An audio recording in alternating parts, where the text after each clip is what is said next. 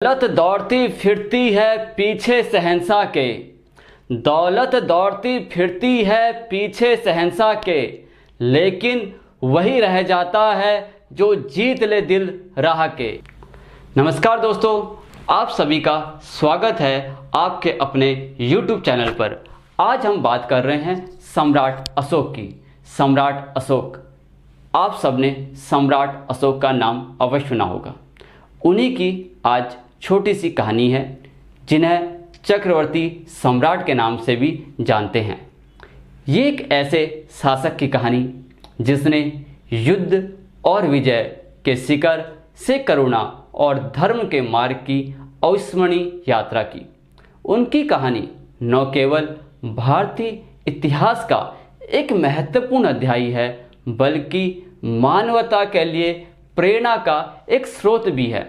सम्राट अशोक का प्रारंभिक जीवन युद्ध और विजय से भरा हुआ है। उन्होंने अपने साम्राज्य का विस्तार किया और शक्ति के प्रतीक के रूप में जाने गए। किंतु कलिंग का युद्ध ने उनके जीवन में एक महत्वपूर्ण मोड़ ला दिया। जिस समय कलिंग का युद्ध हुआ, उनके जीवन में एक महत्वपूर्ण मोड़ आ गया। इस भयंकर युद्ध के परिणामों को देखकर उनका हृदय परिवर्तन हो गया। वे गदगद हो गए।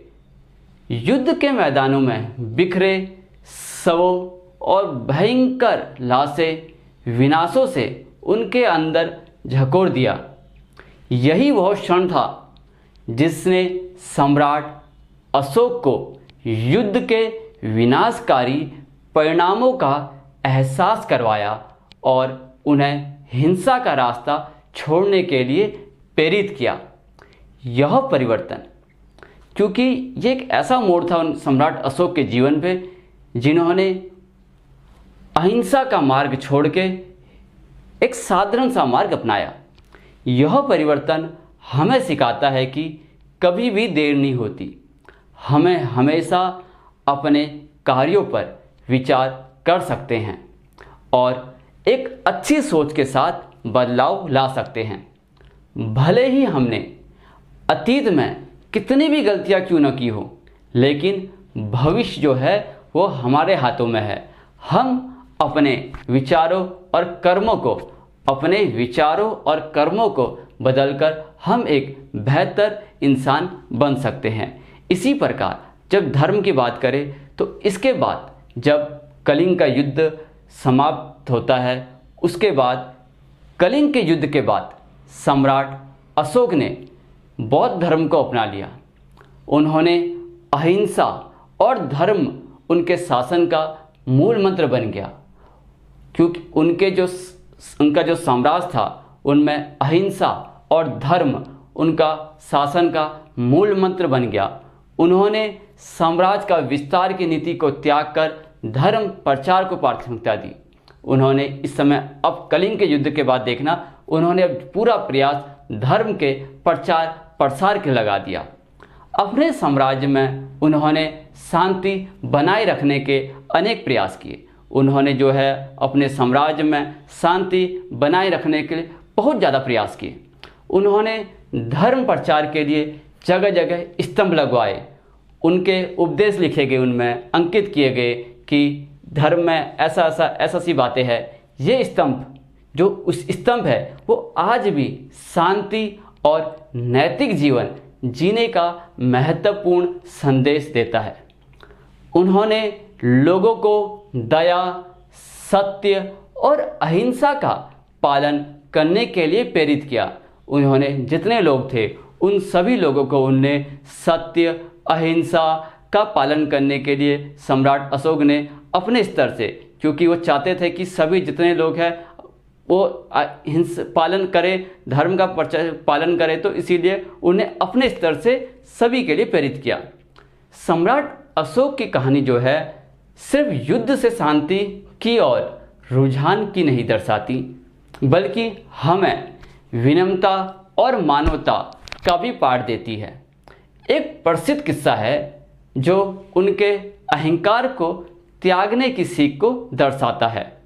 एक बार सम्राट जो अशोक है, ऐसा हुआ एक बार सम्राट अशोक को एक भिक्षुक से मिलने पर उनके चरणों में सिर झुका दिया। जो उनके मंत्री को यह अजीब लगा, क्योंकि भिक्षुक कोई राजा तो था नहीं। सम्राट अशोक ने उन्हें थैला देकर बाजार में बेचने को कहा। थैले में एक भैंस, एक बकरा, एक घोड़ा और एक इंसान का सिर था। थोड़ी देर में मंत्री लौटे और बताया कि बाकी सिर तो बिक गए, लेकिन इंसान का सिर कोई लेने को तैयार नहीं है। तब सम्राट ने समझाया, देखो सब सर एक समान है, लेकिन सिर्फ इंसान की कोई कीमत नहीं है, यानी कि इंसान जो है उसकी कोई कीमत नहीं है। इससे उन्हें यह अहंकार त्यागने का पाठ मिला। उन्होंने समझा कि राजा का गौरव क्षणिक है, वही असली सम्मान प्रेम और विनम्रता से मिलता है। यानी जो सम्मान है हमें प्रेम और विनम्रता से मिलता है। ये छोटी सी जो कहानी है हमें यह सीख देती है कि पद और शक्ति क्षणभंगुर होते हैं। ये कुछ समय के लिए, कुछ वर्षों के लिए होते हैं, लेकिन सच्ची मानवता, विनम्रता और दूसरों के प्रति सम्मान रखने में निहित है। क्योंकि हम जितना दूसरों के प्रति सम्मान रखेंगे वही भविष्य में हमारे लिए गौरव का विषय है। अब बात करते हैं सम्राट अशोक की विरासत के लिए। सम्राट अशोक की विरासत सिर्फ साम्राज्य तक सीमित नहीं है। उन्होंने एक ऐसे शासन की नींव रखी जो धर्म और नैतिकता पर आधारित थी। उन्होंने शांति का संदेश फैलाया जो आज भी चलता है।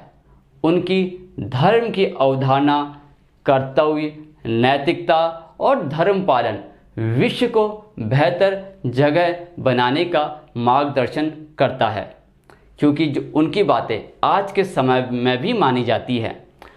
जब आज के समय में दुनिया संघर्ष और हिंसा से जूझ रही है, सम्राट अशोक की कहानी हमें प्रेरणा देती है। यह हमें करुणा, अहिंसा और शांति का मार्ग अपनाने के लिए प्रेरित करती है। आइए अब हम सम्राट के आदर्शों को अपनाएं और ऐसे समाज की नींव रखें और शांति पर आने वाले समय पर शांति पर आधारित हो। सम्राट अशोक की प्रेरणा किसी एक क्षेत्र तक सीमित नहीं है।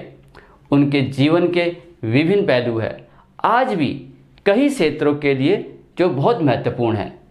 उन्होंने शासक के कर्तव्य को फिर से परिभाषित किया।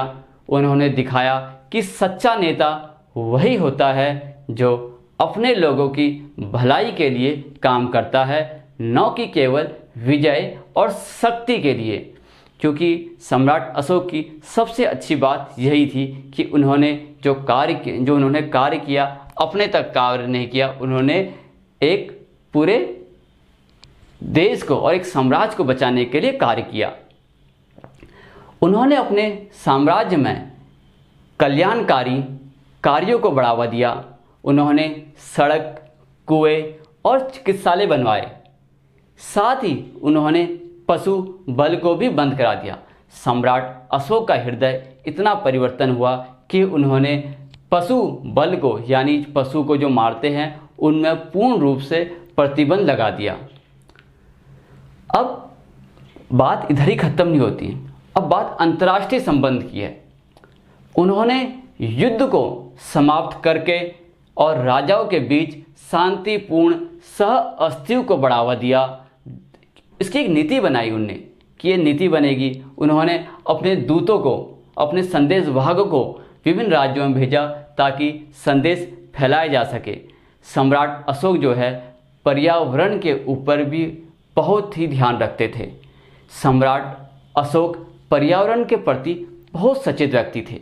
उन्होंने वृक्षारोपण को बढ़ावा दिया और वन्य जीवन के संरक्षण के लिए भी बहुत सारे कदम उठाए।